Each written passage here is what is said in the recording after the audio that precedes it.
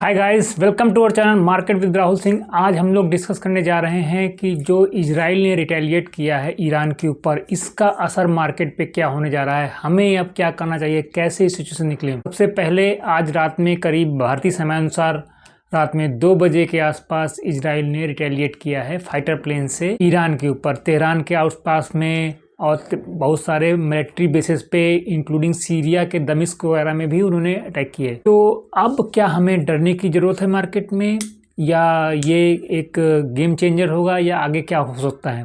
देखिए, डरने की बात तब होती जब ये अटैक ईरान के न्यूक्लियर फैसिलिटीज़ पे होता या ईरान के ऑयल फील्ड्स पे होता। न्यूक्लियर फैसिलिटीज़ पे होता तो उनके पास मजबूरी बन जाती, उनको चाहे वो मरते क्या ना करते, उनको इजराइल पे अटैक करना ही पड़ता। और ऑयल फील्ड में अगर उनका होता तो फिर क्या करते वो लोग, बगल में सऊदी अरबिया है, यूएई वगैरह है, उनके वो ऑयल फील्ड्स पे अटैक कर देता। ये तुम लोग साले यूएस के आदमी हो, इसके लिए तुम्हारे ऊपर अटैक हो रहा है, तो वो उनके ऑयल फील्ड उड़ा देते। तो वो वर्ल्ड के लिए कंसर्निंग होता, because of oil disruption. Oil की प्राइसेस शूटअप कर जाती हैं, जो कि इंडिया से कंट्री के लिए तो बहुत ही खतरनाक हो जाता। लेकिन ये जो हुआ अटैक, ये काफी एक प्रिसाइज वे में हुआ, एक बैलेंस वे में हुआ है। किसी भी ऑयल फील्ड को नुकसान नहीं पहुंचाया गया है, किसी भी न्यूक्लियर फैसिलिटी को नुकसान नहीं पहुंचाया गया है। इवन सिविल वाले लोग हैं उनके ऊपर भी अटैक नहीं हुआ है। तो ये एक तरफ देखा जाए तो अच्छा हुआ है।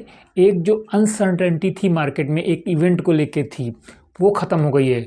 और एक पॉजिटिव चीज़ क्या है कि ईरान की तरफ से भी ऐसा क्लेम नहीं किया जा रहा कि नहीं हमारा बहुत नुकसान हो गया या बहुत मिलिट्री इंफ्रास्ट्रक्चर हमारा खराब हो गया। तो अगर वो लोग ऐसा क्लेम नहीं कर रहे हैं तो it's a good thing. Means वो लोग वार के लिए नहीं जा रहे हैं, और वार के लिए जाना इतना ईजी भी नहीं है, क्योंकि वो गल में नहीं है उनके। वहाँ से उनको 1600 किलोमीटर जाके करना पड़ेगा, और ईरान की जो एयर पावर है वो इतनी मजबूत नहीं है। वो मार सकते हैं तो मिसाइल वगैरह ही मार सकते हैं। तो इन सब चीज़ों के लेके पेन चीज़ क्या है कि ईरान ने रिटेलिएट सोचा ही नहीं कुछ ऐसे करने के लिए। वो बोल रहा है कि नहीं हमारा कुछ नुकसान नहीं हुआ, हमारा कुछ नुकसान नहीं हुआ। तो ऐसा भी हो सकता है कि यूएस ने बीच में पड़ के दोनों लोग के बीच बोल दिया होगा ठीक है तुम्हारा, तुम अपनी जनता को समझाने के लिए कुछ है, हमारी जनता को समझाने के लिए ये इजराइल को भी कुछ कर लेने दो। तो ये एक तरह से हो गया। तो कुछ भी हो सकता है। बहरहाल अभी जो ईरान का जो आ रहा है, न्यूज आ रही है, ईरान की तरफ से ऐसा कोई न्यूज नहीं आ रहा है कि वो लोग बोलेंगे नहीं हम इसका बदला लेंगे या तबाह कर देंगे इजराइल को। ऐसा कुछ नहीं हो रहा। लकली फॉर गुड सेक ऐसा कुछ नहीं हो रहा है।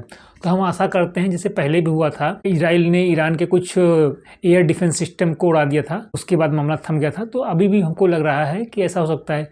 पहले होता तो हम बोलते कि नहीं अब हमास के थ्रू या हिजबुल्ला के थ्रू ईरान जो है इजराइल पे कुछ और अटैक करा सकता है। लेकिन अभी कंडीशन में तो हिजबुल्ला के भी जो नसरुल्ला भाई साहब थे उनको निपटा दिए हैं, हमास के भी जो हेड थे सिनवार को भी कुछ दिन पहले निपटा दिए। तो अब तो कोई ऐसा टॉप लीडरशिप बची ही नहीं है जो इजराइल पर अटैक कर सके। हाँ, छोटे उनको ड्रोन के अटैक, मिसाइल के अटैक ये सब होते रहेंगे, उसके लिए उनके पास आयरन डोम्स वगैरह है, वो उससे मैनेज कर लेंगे। बट एक मानना पड़ेगा कि एक की इवेंट था या एक अनसर्टेनिटी थी मार्केट में, जो कि अब दूर हो गई है। तो अगर हम देखेंगे तो मंडे को हो सकता है मार्केट थोड़ा वो नेगेटिव खुले, लेकिन धीरे धीरे हो सकता है कि वो एक बॉटम आउट का करार करे और इस इवेंट को एटलीस्ट खत्म कर दे। अब कंसर्निंग क्या है इंडिया के लिए? पहला कंसर्निंग है कि अगले कुछ दिनों में ईरान की तरफ से कुछ बड़ा रिटेलिएशन ना हो। होप कर रहे हैं कि मामला यहीं पे खत्म हो जाए। ठीक है, थोड़ा बहुत ट्विटर में बोलना है, धमकी धमकी देना है कि ये सब ठीक है कि हम बदला लेंगे, ये है वो है, इतना तक ठीक है, लेकिन कुछ करे ना। That is more important. And second, अब हमें देखना है कि जो चाइना में है पार्लियामेंट्री सेशन बुलाया गया है उन्होंने स्टिमुलस पैकेज देने का, तो वो कुछ ज़्यादा अच्छा या ज़्यादा बड़ा पैकेज ना दे दें, क्योंकि अगर ज़्यादा बड़ा पैकेज दे देंगे तो क्या होगा कि एफआईआईज और ज़्यादा पैसा निकालेंगे और ज़्यादा शिफ्ट करेंगे टुवर्ड्स चाइना। ये कंसर्निंग है, इस पर हमें काफ़ी की बात लगा के देखना पड़ेगा। और यूएस के जो प्रेसिडेंट के इलेक्शन है वो भी अब नज़दीक आ रहे हैं।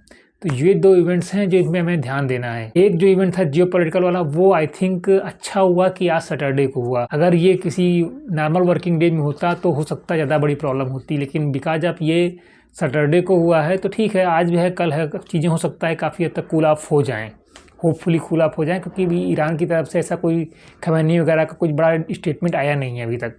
तो it's a good thing for world, good thing for share market, good thing for economics also. और ऑयल के प्राइसेस जो हैं वो चेक करने पड़ेंगे मंडे के दिन, जब क्या होते हैं, कितने सूटअप कर रहे हैं नहीं कर रहे हैं। आई डोंट थिंक कि अगर ईरान कुछ ज़्यादा रिटेलिएट नहीं करेगा तो चीज़ें विल गेट ईज आउट। और सऊदी ने बहुत डिप्लोमेटिक वे में बोल दिया है कि नहीं ठीक है हम कंडेम करते हैं इसको, इस जो इवेंट को कंडेम करते हैं, बट वो इजराइल का नाम नहीं लिए। मतलब वो ईरान को भी खुश कर दिए और इजराइल को भी नाराज़ नहीं किए। तो ये चीज़ें काफ़ी अच्छी जा रही हैं जियोपॉलिटिकल वे में देखा जाए तो। और इजराइल को भी मानना पड़ेगा कि उन्होंने न्यूक्लियर फैसिलिटीज़ को अटैक नहीं किया और ऑयल फील्ड भी अटैक नहीं किया, क्योंकि उनको गल्फ़ कंट्रीज से और यूएसए से इंस्ट्रक्शन था कि आप लोग इन पे ना अटैक करें, क्योंकि इन पे अटैक करने से वो अपना बदला इजराइल पे निकालना तो मुश्किल है, वो ले दे के सऊदी पे निकाल देंगे अपना बदला। तो वो चीज़ अच्छी हुई कि एटलीस्ट चलो वो लोग भी अब सेफ़ हैं। ऑयल प्राइसेस ऐसा नहीं है कि रॉकेट बनने जा रही हैं। तो काफ़ी चीज़ें अच्छी थी मेरे ख्याल से। तो एक अच्छा इवेंट चलो गुजर गया, ठीक है। अब एटलीस्ट हमको सिर्फ 2 चीज़ों पर ध्यान देना रहेगा। जियोपॉलिटिकल चीज़ों को थोड़ा सा ईज आउट हुआ है अभी आपका, बस रसिया यूक्रेन का चल रहा है तो वो ठीक है, वो डाइजेस्ट हो तो ज़्यादा कंसर्निंग रह भी नहीं गया है। एक कंसर्निंग ये थी, ठीक इजराइल ने कर लिया है। ईरान की तरफ से अभी तक ऐसा कुछ नहीं आया है स्टेटमेंट की नहीं हम कुछ बहुत तगड़ा करने जा रहे हैं। वो तो ये बोल रहे हैं कि नहीं हमारा कुछ ज़्यादा डैमेज नहीं हुआ है, थिंग्स आर नॉर्मल, ये इजरायली मीडिया का फेक प्रोपेगेंडा है, तो it's okay, it's not necessary. तो ठीक है, तो और कुछ अपडेट होता है तो मैं ज़रूर आपसे शेयर करूँगा। मंडे के दिन थोड़ा वो नीचे खुलता है तो घबराइए नहीं, फिर वो बाउंस बैक कर जाएगा। मेन जो ध्यान देना है वो अदर फैक्टर्स को ध्यान देना है। एफआईएस कितना सेलिंग कर रहे हैं, हमारी जो कंपनीज हैं उनके रिजल्ट्स कैसे जा रहे हैं, यूएस के प्रेसिडेंट क्या हैं और चाइना का स्टिमुलस पैकेज कैसा जा रहा है, उसके ऊपर में सोचना रहेगा। आशा करता हूँ जानकारी आपके लिए हेल्पफुल रहेगी। Thank you, bye.